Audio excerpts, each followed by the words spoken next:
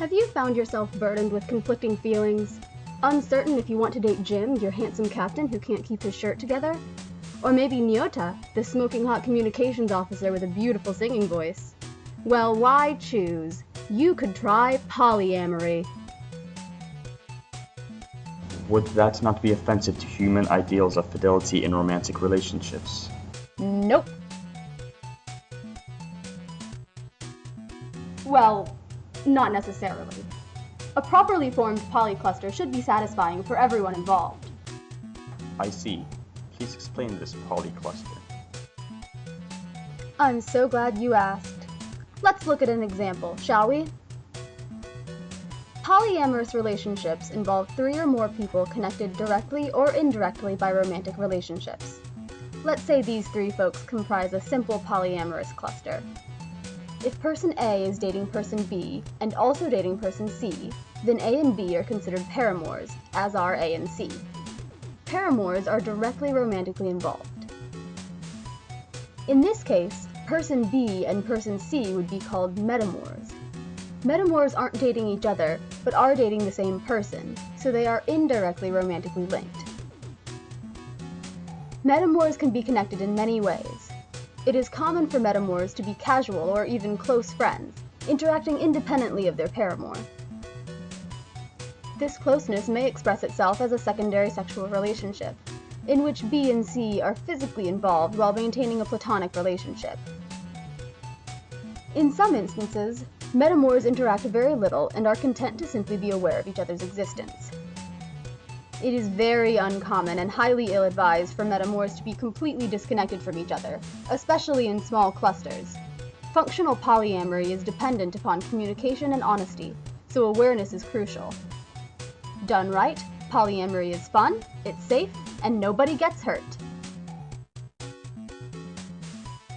Seems logical. But wait! It's dangerous to go alone. Take this!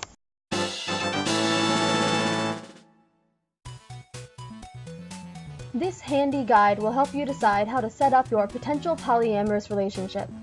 We interviewed real polyclusters to determine popular structures in functional polyamory, so you don't find yourself adrift in the vast expanse of romantic possibility.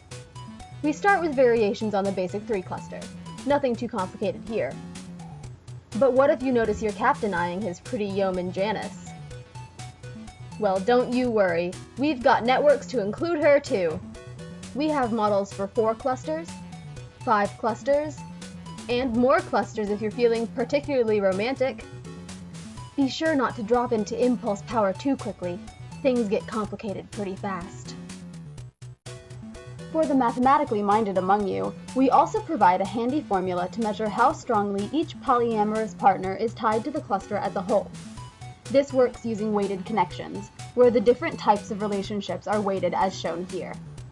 For simplicity, we assume romantic relationships are necessarily stronger than non-romantic interactions. To demonstrate the system, we'll work through our sample 4 cluster. We'll begin looking at node N. Recall that romantic relationships have a value of 1, friendships have a value of 1/2, and awareness has a value of 1/4. We sum these values to get the total connection weight for N. Next, we calculate ρ, our connection coefficient. Rho is calculated as the total connection weight divided by 1 less than the number of people involved in the cluster. This represents the number of possible connections if all connections were weighted equally. Our resulting connection coefficient for node N is 0.583. We can perform this same calculation for all nodes in the cluster. Once we have these values, we can then calculate the connection coefficient for the cluster as a whole.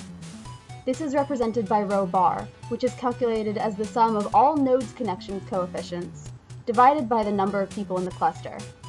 This accounts for cluster size and allows us to compare large and small clusters easily.